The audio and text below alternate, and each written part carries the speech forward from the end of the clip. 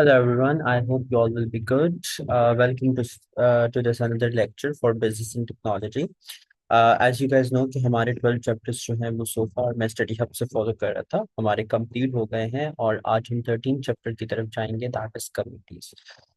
Committee F1 में, या जिसको आप बीटी कहते हैं, द सब्जेक्ट, इसमें भी एक इम्पॉर्टेंट सेक्शन है, राइट। यू कैन एक्सपेक्ट कि 2 नंबर का एक एमसीक्यू जो है वो जरूर आ सकता है, या चलो एक एक मार्क्स के 2 एमसीक्यू जरूर आ सकते हैं, 2 मार्क्स कैरी जरूर करता है ये वाला सेक्शन।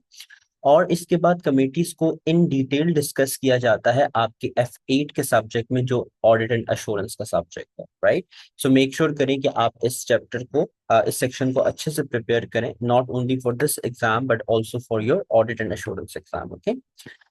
कमेटीज की जब हम बात करते हैं, द वेरी फर्स्ट थिंग जिसमें हम बात करेंगे that is what is committee. Committee क्या होती है? तो कमेटी बेसिकली एक ग्रुप ऑफ पीपल होते हैं जो मिलकर कोई ना कोई स्पेसिफिक काम अचीव करते हैं, राइट। कमेटी जो है एक ग्रुप ऑफ पीपल है जिनका एक खास मोटिव होगा, एक खास मकसद होगा, और उस मकसद को अचीव करने के लिए, उस मोटिव को अचीव करने के लिए they will be working together, okay. A group of individual committed to achieve a purpose. अब देखिए, कमेटी ऑर्गेनाइजेशन से डिफरेंट होती है। कमेटी जो है वो बनाई एक स्पेसिफिक गोल को अचीव करने के लिए जाती है, जबकि ऑर्गेनाइजेशन में लोग मिलकर जो है स्पेसिफिक गोल्स बनाते हैं एंड देन उनको अचीव करते हैं, ठीक है। कमेटी होती है कि एक गोल को अचीव करना है, उसके लिए आप कमेटी बना रहे हो। ऑर्गेनाइजेशन है कि एक ऑर्गेनाइजेशन बन के देन उसमें गोल्स को अचीव किया जाता है, तो दोनों में थोड़ा बहुत डिफरेंस है, ठीक है। सो कमेटी क्या है? कमेटी ग्रुप ऑफ पीपल है, या आप यूं कह लो, it's a group of people और individuals that work together to achieve a specific purpose. Committees जो हैं उनके क्या फीचर्स होते हैं? सबसे पहले पर्पस की जब हम बात करते हैं, तो कमेटी बेसिकली बनाई जाती है एडवाइस देने के लिए। हो सकता है कि इन एन ऑर्गेनाइजेशन आपकी कोई एक ऐसी कमेटी बना दी जाए जो, फॉर इंस्टेंस लेट्स से, मैं यूं कहता हूं कि एक बिजनेस है और उस बिजनेस में बिजनेस ने फैसला किया है कि हम एक ना इन्वेस्टमेंट डिसीजन लेंगे, हम एक जगह इन्वेस्ट करेंगे। अब आइदर हमें उस जगह इन्वेस्ट करना चाहिए या नहीं करना चाहिए, इस बात का फाइनल डिसीजन हमारी एक एडवाइस कमेटी होगी, वो लेगी। सो वो दैट एडवाइस कमेटी, मैं जस्ट एक नाम बोल रहा हूँ, एडवाइस कमेटी, ठीक है। तो एडवाइस कमेटी बेसिकली एक ऐसी कमेटी होगी जो आपको एक स्पेसिफिक पॉइंट पर, या एक आपको एक स्पेसिफिक डिसीजन पर एडवाइस वगैरह दे रही होगी, ठीक है। मेक डिसीजंस, अगेन देखो, फॉर इंस्टेंस अगर गवर्नमेंट की हम बात करें, तो गवर्नमेंट में जब भी कोई इन्वेस्टिगेशन होती है, तो they make a judicial committees. Judicial committee जो कोर्ट कमेटीज होती हैं, then they make investigating committees. Police department की में जब भी कोई इन्वेस्टिगेशन हो रही है, तो दे मेक कमेटीज। तो कमेटीज बेसिकली होती है आइदर कोई फैसला करने के लिए, या आइदर कोई चीज को इन्वेस्टिगेट करने के लिए। आपने देखा होगा, whenever you go for an RB test, so there is a committee, there is a panel of 4 to 5 people that are going to judge, that are going to analyze your thinking and psychological acts, right? So वो जो panel होता है वो भी एक committee की तरह ही act कर रहा होता है, right. Plan and coordinate, again वो इसी चीज में आ जाता है कि कमेटी आपने बना दी, 5 to 6 लोगों का ग्रुप बना दिया, that is going to plan that एक प्लान को कैसे लेके चलना है। फॉर इंस्टेंस आप ट्रिप पे जा रहे हो, ट्रिप पे जाने के लिए अगर मैं एक यूनिवर्सिटी ट्रिप की बात करूं, तो उसमें एक कमेटी बनाई जाती है, एक ऑर्गेनाइजेशन कमेटी होती है जो उस ट्रिप को प्लान करती है, एग्जीक्यूट करती है कि अच्छा टिकट फी क्या होगी, अच्छा लो स्टूडेंट्स कहाँ पर रहेंगे, अच्छा कितने दिन का ट्रिप होगा, क्या क्या चीजें इसमें इन्वॉल्व होंगी। तो कमिटीज इन तमाम चीजों के लिए बनाई जाती है। आई होप सो यहाँ तक बात आप लोगों को समझ में आ गई होगी। तो द वेरी फर्स्ट थिंग जो है, कमेटी का एक पर्पस होना चाहिए, और उस पर्पस में बहुत से फैक्टर्स जो है वो आ सकते हैं। अगर मैं आपको नाम दूं, ऑडिट कमेटी होती है एक कंपनी में, इंटरनल कंट्रोल कमेटी होती है, देन हमारे पास जो है वो नॉमिनेशन कमेटी होती है, रेम्यूनरेशन कमेटी होती है। तो बहुत सी डिफरेंट कमेटीज एक ऑर्गेनाइजेशन में मौजूद होती हैं। मेंबरशिप की बात करें, तो वो कहता है कि कमेटीज जो हैं उसमें डिफरेंट लोग जो है वो इन्वॉल्व होते हैं। ज्यादातर ये वो लोग होते हैं जो एक स्पेसिफिक सेक्टर से रिलेट कर रहे होते हैं, यानी इन तमाम का प्रोफेशन या इन तमाम की जॉब जो है वो एक ही तरीके की होगी, and then they come together to make a committee, और हर बंदा कोई ना कोई एक्सपर्टी जो है वो जरूर लेकर आएगा। कमेटी में तमाम लोग मिलकर डिसीजंस लेते हैं, किसी एक बंदे की जो है ना वो मोनोपोली नहीं होती इसमें, बट तमाम लोग जो है वो मिलकर एक डिसीजन को एग्जीक्यूट करते हैं। And committee hold meetings which are led by an appointed chair, और कमेटी की मीटिंग्स होती हैं और हर मीटिंग में एक चेयर को अपॉइंट किया जाता है, एक सीनियर पर्सन को अपॉइंट किया जाता है। नाउ व्हाट इज चेयर, कि हम आगे इसी लेक्चर में डिस्कस करते हैं। सो फार मैंने आपको क्या बताया, मैंने आपको बताया कि कमेटी क्या होती है। कमेटी जो है ग्रुप ऑफ इंडिविजुअल्स होगा that come together to achieve a target, to achieve a purpose, okay. And committee के फीचर्स मैंने आपको बता दिए कि कमेटी का एक स्पेसिफिक पर्पस होगा, कमेटी के मेंबर्स होंगे, committee will be taking collective decisions, and उसमें मीटिंग्स कंसिडर की जाएंगी। अब डिफरेंट कमेटीज की बात करते हैं जो आपके एग्जाम में है। अब इसमें एग्जाम पॉइंट ऑफ व्यू से एमसीक्यू कैसे आएगा, वो आपको किसी भी कमेटी का जो है ना वो पूछ सकता है कि अच्छा ये डेफिनेशन मैं लिख रहा हूँ, बता दो ये कौन सी कमेटी है। ठीक है, एक तरीके का एमसीक्यू हो गया। दूसरा, वो कमेटी के एडवांटेजेस डिसएडवांटेजेस आपसे पूछ सकता है। ठीक है, तो ये जो जनरली देखा जाता है ऑन जनरल टर्म्स, ये दो तरीके के एमसीक्यू आपके आ सकते हैं। बोर्ड ऑफ डायरेक्टर्स की एक कमेटी होती है, आप लोगों को पता है बोर्ड ऑफ डायरेक्टर्स जो है वो बेसिकली एक कंपनी की सीनियर मैनेजमेंट जो है वो उसमें कंसिडर किए जाते हैं। ये आपकी एक कंपनी की सुप्रीम कमेटी होती है बोर्ड ऑफ डायरेक्टर्स, जो जिसमें आपका फाइनेंस डायरेक्टर होगा, आपका मैनेजमेंट डायरेक्टर होगा, आपका मैनेजिंग डायरेक्टर जिसको हम कहते हैं, फिर आपका ऑपरेशन डायरेक्टर होगा, आपका जो है वो एचआर डायरेक्टर होगा। तो हर डिपार्टमेंट का कंपनी में एक डायरेक्टर होता है, उन डायरेक्टर्स की आपकी एक कमेटी होती है। ठीक है, आपको शायद आपको पता हो शायद आपको ना पता हो, कंपनी में दो तरह के डायरेक्टर्स होते हैं। This is not part of your course but just मैं आपको नॉलेज के लिए बता रहा हूँ कि कंपनी में दो तरह के डायरेक्टर्स होते हैं, executive directors and non executive directors, okay.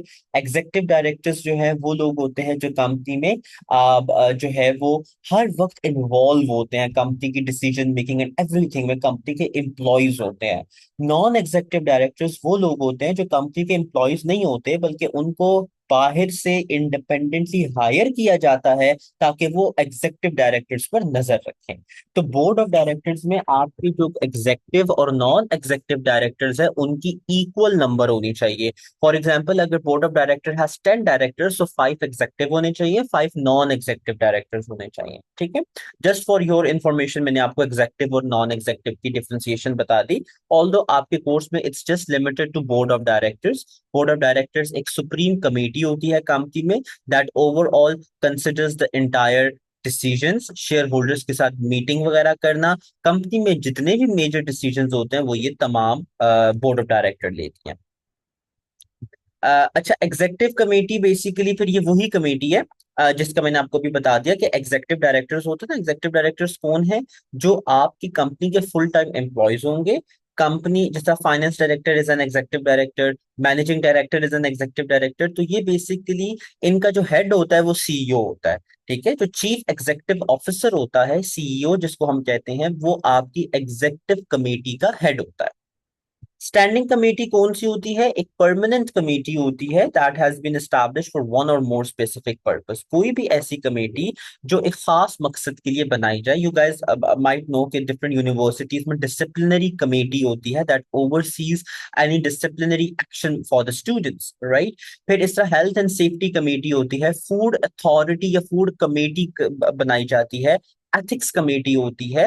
तो ये वो कमेटीज होती हैं जो परमानेंट कमेटीज होती हैं, जो थ्रू आउट एक बिजनेस में चली हुई आ रही होती हैं, and they have a specific job. अब देखो, डिसिप्लिनरी कमेटी का काम ये नहीं होगा कि लोगों की सैलरीज देखे, बल्कि उसका काम क्या होगा कि अगर कंपनी में कोई भी डिसिप्लिनरी एक्शन किया जा रहा है, नॉन डिसिप्लिनरी एक्शन सॉरी, तो उसको मैनेज करे या उसको देखें। एड हॉक का मतलब होता है one time, once in a blue moon. Ad hoc committee वो कमेटी होती है जो सिर्फ एक खास मकसद के लिए एक स्पेसिफिक टाइम में बनाई जाती है। फॉर इंस्टेंस, कंपनी में एक फ्रॉड हो गया, आपने फ्रॉड कमेटी बना दी, तो that fraud committee will be ad hoc committee, क्योंकि वो उसका मेजर काम होगा कि उस फ्रॉड को पकड़ना, एंड फ्रॉड पकड़ा गया एंड देन वो कमेटी डिसॉल्व हो जाएगी। इसी तरीके से जब भी देखो गवर्नमेंट में कोई भी इन्वेस्टिगेटिव केसेस आते हैं तो वो उसकी कमेटी बना देते हैं, राइट। तो उस कमेटी का स्पेसिफिक काम होता है कि वो उसको इन्वेस्टिगेट करे उस क्राइम को, एंड देन वो जब क्राइम इन्वेस्टिगेट हो जाता है तो उसको डिसॉल्व कर दिया जाता है। स्टीयरिंग कमेटी बेसिकली कौन सी कमेटी होती है? ये बेसिकली वो कमेटी होती है जो एक स्पेसिफिक प्रोजेक्ट को ओवरसी करने के लिए लगाई जाती है। देखो, अगर आप एक बिल्डिंग की कंस्ट्रक्शन कर रहे हो, आपकी $1 बिलियन की बिल्डिंग जो है वो एक कमर्शियल प्रोडक्ट जो है वो बन रहा है, राइट? उस कमर्शियल प्रोजेक्ट को ओवरसी करने के लिए आप एक स्टीयरिंग कमेटी बना दोगे, जिसका सिर्फ काम ये होगा कि उस प्रोजेक्ट की कंस्ट्रक्शन सही तरीके से हो रही है या नहीं, उसको ओवरसी करें, एंड ओवरसी करने के बाद वो कमेटी डिसॉल्व कर दी जाती है। ठीक है। सब कमेटी, किसी भी कमेटी की जो छोटी कमेटी होती है, दैट इज सब कमेटी, या सब कमेटी जो है वो अपने पेरेंट कमेटी का कोई भी टास्क जो है वो कैरी ऑन कर रही होती है। For example, board of director is a committee, parent committee, और वो एक ऑडिट कमेटी बना देते हैं। यस, ऑडिट कमेटी बना देते हैं, तो audit committee will be considered as sub committee.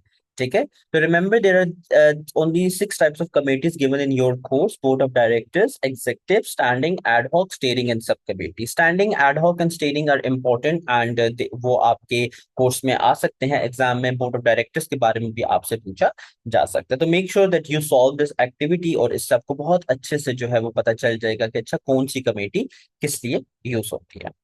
Then talking about advantages and disadvantages of committee, तो the very first thing जो मैं आपको स्टार्ट में बताया कि जब भी एक कमेटी बनती है तो उसमें डिफरेंट लोग अपनी एक्सपर्टीज लेके आते हैं। बोर्ड ऑफ डायरेक्टर को ही कंसिडर कर लेते हैं। देखो, बोर्ड ऑफ डायरेक्टर में एक जो फाइनेंस डायरेक्टर होगा वो फाइनेंस कैपेबिलिटीज को लेकर आएगा। जो मैनेजिंग डायरेक्टर होगा वो मैनेजमेंट साइड को देख रहा होगा, और वो मैनेजेरियल जो आपकी एक्सपर्टीज है उसको लेकर आ रहा होगा। फिर इसके अलावा जो है आपका सेल्स डायरेक्टर जो होगा उसके पास सेल्स का नॉलेज बहुत ज्यादा होगा, मार्केटिंग डायरेक्टर के पास मार्केटिंग का नॉलेज बहुत ज्यादा होगा। तो जब आप एक कमेटी बनाते हो तो आप डिफरेंट एक्सपर्ट लोगों को साथ लेकर आते हो। एंड हमने शुरू में एक टर्म पढ़ी थी, साइनर्जी का कॉन्सेप्ट पढ़ा था। साइनर्जी क्या होता है? 1+1=3, कि जब दो लोग मिलकर काम करते हैं तो they do a lot of more work than the two combined, right? So इसी तरीके से जब आप कमेटी बनाते हो तो कमेटी में डिफरेंट एक्सपर्ट लोग जो है वो मौजूद होते हैं, and when they combine they work a lot much better as compare to individuals. Okay. Representation of interest, देखो, बोर्ड ऑफ डायरेक्टर्स में फाइनेंस डायरेक्टर है, मैनेजिंग डायरेक्टर है, सेल्स डायरेक्टर है, मार्केटिंग डायरेक्टर है। हर डायरेक्टर अपने डिपार्टमेंट का interest जो है वो क्लियर तरीके से एक्सप्लेन कर पाएगा।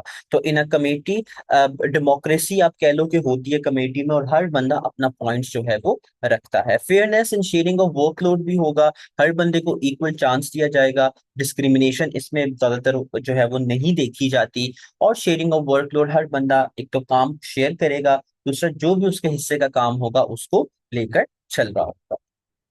Then we have disadvantages. देखो, डिसएडवांटेजेस में the very first thing slow decision. हमेशा याद रखो, जिधर एक से ज्यादा बंदे इन्वॉल्व होते हैं वहां डिसीजन मेकिंग स्लो होती है। एक डिसीजन पास आउट होने वाला होगा, फाइनेंस मैनेजर बोलेगा, डायरेक्टर बोलेगा नहीं, this decision is not in my favour.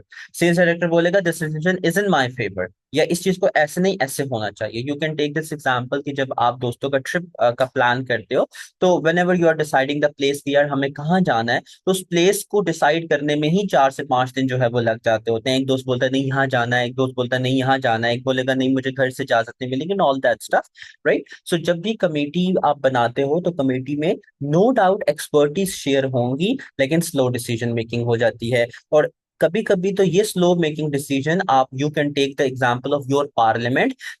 Pakistan के पार्लियामेंट की मैं बात करूं, एंड ऑब्वियसली बाकी पार्लियामेंट्स भी इसमें इक्वली ही रिप्रेजेंट किए जाते हैं, कि जब भी उनमें डिबेट्स वगैरह होती है तो अक्सर ऐसा होता है कि जो पार्लियामेंटेरियंस होते हैं वो एक दूसरे को जो है वो मारना स्टार्ट कर देते हैं, एक दूसरे के साथ जो है वो अब्यूजिव या लैंग्वेज वगैरह यूज करना स्टार्ट कर देते होते हैं। तो कॉन्फ्लिक्ट्स उनमें जरूर जो है वो आ जाते होते हैं। फिर ये भी क्वाइट पॉसिबल है कि अगर कमेटी में 5 लोग हैं तो 5 लोगों में से 4 लोगों की जो बातें हैं वो मानी जाएं, लेकिन उनमें से एक बंदे की बात को ना माना जाए तो उसके डिसीजंस को या उसके जो इंटरेस्ट है उसको क्या कर दिया जाएगा? कॉम्प्रोमाइज कर दिया जाता है। डोमिनेंट करेक्टर जिधर एक बंदे के इंटरेस्ट को कॉम्प्रोमाइज किया जाता है, उधर एक बंदे के को डोमिनेंट करेक्टर कंसिडर करवा दिया जाता है। फॉर इंस्टेंस देखो कि आपकी एक कमेटी है, या चलो दोस्तों के ट्रिप का ही मैं आपको एक्सप्लेन कर देता हूँ। वो पर्सन या वो दोस्त जिसकी लेट्स से गाड़ी होगी या जो पेट्रोल डलवाएगा, या तो दैट पर्सन या दैट फ्रेंड वो तरह थोड़ा डोमिनेंट करेक्टर प्ले कर रहा होगा। लेकिन वो दोस्त जिसके बेचारे के पास पैसे नहीं होंगे, या जो थोड़ा सा थोड़ा रिजर्व काइंड ऑफ थिंग होगा, तो उसको उसको कॉम्प्रोमाइज करना पड़ेगा किसी भी चीज पर। राइट, सो इस तरीके से आपकी जो कमेटी होती है उसमें डोमिनेंट एंड कॉम्प्रोमाइजिंग कैरेक्टर दोनों होते हैं। If a committee makes a wrong decision, no individual is responsible for the mistake. Obviously, जब एक कमेटी गलत डिसीजन लेगी तो फिर किसी एक बंदे पर उसका इल्जाम नहीं आएगा, ब्लेम नहीं आएगा, बल्कि all of the committee is going to share that. Okay, just like a partnership में भी ऐसा ही होता है। Poor use of time and resource, this is the exact disadvantage of the committee, कि जब भी कमेटी बनेगी एक तो डिसीजन उसका स्लो होगा। जब डिसीजन प्रोसेस उसका स्लो हो जाएगा तो टाइम कंज्यूमिंग उसकी बहुत ज्यादा होती है।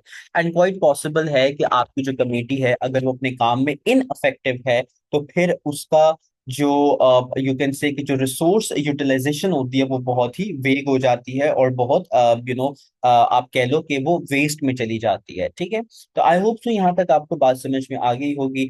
अब वेरी स्मॉल चैप्टर था, याद रखिएगा डिसएडवांटेजेस एडवांटेजेस में से एक एमसीक्यू आ सकता है, एंड आपके टाइप ऑफ कमेटी में से एक एमसीक्यू आ सकता है। ठीक है, तो आपने इसको सिर्फ देखें, this is just around 15 to 20 minutes of discussion. आपने इसको सिंपल एक रीडिंग देने के बाद आप इसके 5 to 6 एमसीक्यूज अगर सॉल्व कर दें, अगर लेट्स से 6 एमसीक्यू सॉल्व करते हैं, 4 उसमें से ठीक हो जाते हैं, just pass on to the next lecture, आप नेक्स्ट लेक्चर की तरफ चले जाएं। दिस इज नॉट इसमें इतना ही कवर अप करने का है। ओके, डू नॉट एक्सपेक्ट कि 6 में से 6 एमसीक्यूज ही ठीक होंगे। चलो अगर एक या दो गलत भी हो रहे हैं, जस्ट सी देम कि यार वो क्यों गलत हो रहे हैं, memorize the concept and then just move forward. Okay, so this was all in this today's lecture, I believe.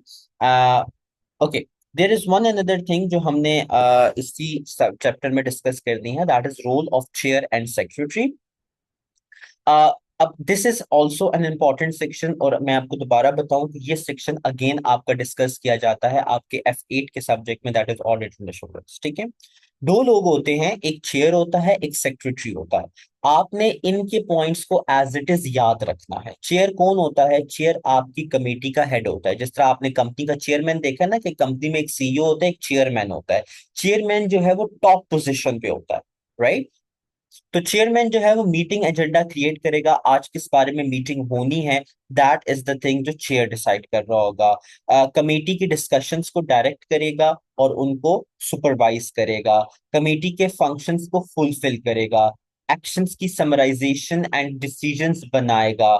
उसके अलावा ensure the opportunity for members to participate and minimize the domination by any single party, decide और split decisions. तो जो chair होगा, सबसे पहले तो याद रखिएगा कि आपकी कमेटी को प्रिजाइड करेगा, किस बारे में मीटिंग होनी है उसको डिसाइड करेगा, तमाम डिसीजंस की इम्प्लीमेंटेशन को देख रहा होगा, तमाम पार्टीज की इक्वल रिप्रेजेंटेशन को देख रहा होगा। तो that is the work of the chair. अगर सेक्रेटरी की बात करूं तो ये चेयर का असिस्टेंट होता है। ये आपकी जो कमेटी की जो मीटिंग हो रही है उसके मिनट्स को रिकॉर्ड करेगा, उसमें क्या क्या बात हो रही है उसको रिकॉर्ड करेगा, लोगों को या कमेटी के जो मेंबर्स होंगे उनको बताएगा कि जी आज इस बारे में मीटिंग होने जा रही है, तो एजेंडा डिस्कस करेगा। ठीक है, डिफरेंट इंफॉर्मेशन कम्युनिकेट करेगा, अगर ईमेल्स वगैरह भेजनी है, कार्ड्स डिस्ट्रीब्यूट करने हैं, या इस तरीके के रिसोर्सेज डिस्ट्रीब्यूट करनी है, तो वो सारा आपका सेक्रेटरी जो है वो देख रहा होगा। ठीक है, तो मेक श्योर कीजिएगा कि आप इसको जरूर प्रिपेयर करें, and this is a very important thing, और इसमें से 1 से 2 मार्क्स का एमसीक्यू सेपरेटली कंसिडर किया जाता है। ठीक है, तो मेक श्योर कीजिएगा कि आप इसको जरूर कवर अप करें। यहाँ पर हमारा ये चैप्टर खत्म हो गया है। नेक्स्ट लेक्चर में फिर हम नेक्स्ट चैप्टर को जो है वो डिस्कस करेंगे। तो until then, take care and have a good day. Bye.